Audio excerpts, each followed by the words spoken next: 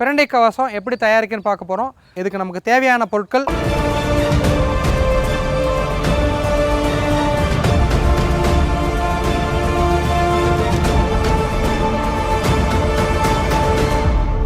வசம்புத்தூள், 4 முகம் கொண்ட பிரண்டை, அடுத்து சோற்றுக்கற்றாழை.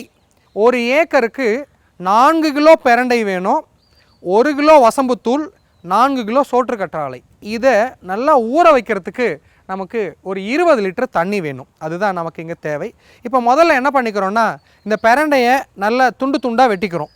அதே போல் சோத்துக்கத்தாழையும் எடுத்து நம்ம துண்டு துண்டாக வெட்டிக்கணும். இந்த துண்டு துண்டாக வெட்டிக்கிறது எதுக்காகனா, கொஞ்சம் நல்லா குறைவான இடத்த பிடிக்கிறதுக்காக தான் இந்த துண்டு துண்டாக நம்ம வெட்டிக்கிறது. இந்த துண்டு துண்டாக வெட்டிக்கிட்டோம்னா நம்மளுடைய அந்த கொள்கலனோட அளவு சின்னதாக பிடிக்கும், அது ஊற வைக்க தேவையான தண்ணி குறைவாக பிடிக்கும். அதனால் இது நல்லா துண்டு துண்டாக வெட்டிக்கணும். இந்த சுடு தண்ணியில் கொண்டு வர்றது, அதே போல் நல்ல குளிர்ந்த தண்ணியில் ஊற வைக்கிறது, இந்த 2 extraction method, hot water extraction, cold water extraction. இதில் கோல்டு வாட்டர் எக்ஸ்ட்ராக்ஷன் சிறந்தது. ஆனால் காலத்திற்கு ஏற்றவாறு பண்ணணும். இன்றைக்கி வயலில் புழுவை பார்த்துட்டோம் அப்படின்னா உடனடியாக அதை சேகரித்து கொதிக்க வச்சு பண்ணணும். இப்போ நம்ம முதல்ல கொதிக்க வச்சு பண்ணுற மெத்தடையும் பார்க்க போகிறோம். அதுக்கடுத்து தண்ணியில் ஊற வச்சு பண்ணுற மெத்தடையும் நம்ம இப்போ பார்க்க போகிறோம். அதே போல் வசம்புத்தூள் உங்களுக்கு கிடைக்கிறது நல்ல பச்சை வசம்பு கிடைச்சதுன்னா நல்ல மகிழ்ச்சி. அப்படி இல்லைனாலும் இன்றைக்கி நாட்டு மருந்து கடையில் கிடைக்கக்கூடிய இந்த வசம்பு பயன்படுத்திக்கலாம். அது வசம்பு தூளாக இருந்தால் இன்னும் நல்லது.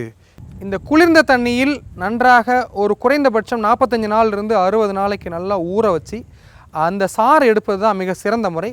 அந்த வகையில் இதுபோல் துண்டு துண்டாக வெற்றிய சோற்றுக்கற்றாழை, பிரண்டை, இந்த வசம்புத்தூள் எல்லாம் நல்ல நம்முடைய பாசன தண்ணீர் போதும்.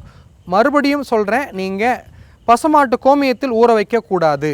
இது பாசன நீரில் ஊற வச்சால்தான் நல்லா நொதித்தல் ஏற்பட்டு அதில் இருக்கக்கூடிய சாறு வேதிப்பொருட்கள் எல்லாம் ஒன்றாக இறங்கி நல்லபடியாக கரைஞ்சி கிடைக்கும்.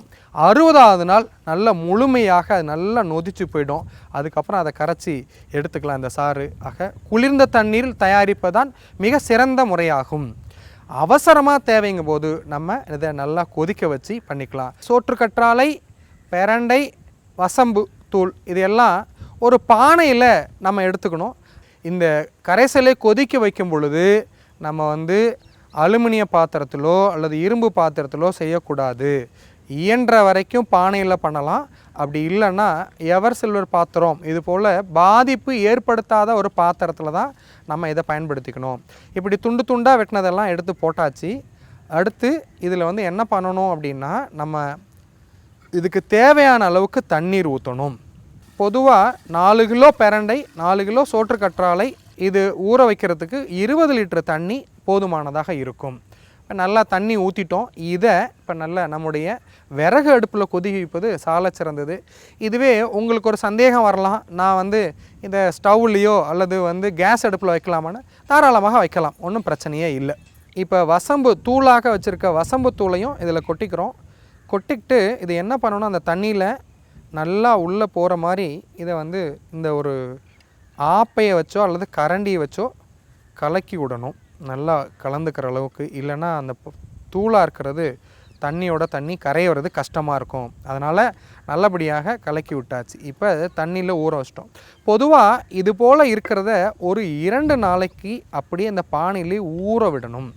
2 நாளைக்கு இந்த பானையில் அப்படியே ஊற விட்டு அதுக்கப்புறம் தான் கொதிக்க வைக்கணும். அப்போ 2 நாளைக்கு ஊற விட்டால் கொஞ்சம் நல்லா ஊறி கொதித்த உடனே இது அப்படியே நமக்கு நல்லா சாறு இறங்குறதுக்கு உதவியாக இருக்கும். இப்போ எந்த அளவுக்கு 2 நாள் ஊறியாச்சு. அதுக்கடுத்து அடுப்பில் வச்சு இப்போ நம்ம கொதிக்க வைக்க போகிறோம். இப்படி அடுப்பில் வச்சு நல்லா கொதிக்க விடணும். இந்த கொதிக்க விடுறது நம்ம கிட்டத்தட்ட ஒரு 3 கொதி வர அளவிற்கு விட்டு அதன் பிறகு நம்ம ஆற வச்சு அந்த ஆற வச்ச தண்ணியை தான் வடிகட்டி நம்ம எடுத்துக்கணும். அந்த வடிகட்டி எடுத்துக்கிற தண்ணி தான் நம்ம பூச்சி கட்டுப்பாட்டுக்கு, புழுக்கள் கட்டுப்பாட்டுக்கு நம்ம பயன்படுத்த வேண்டும்.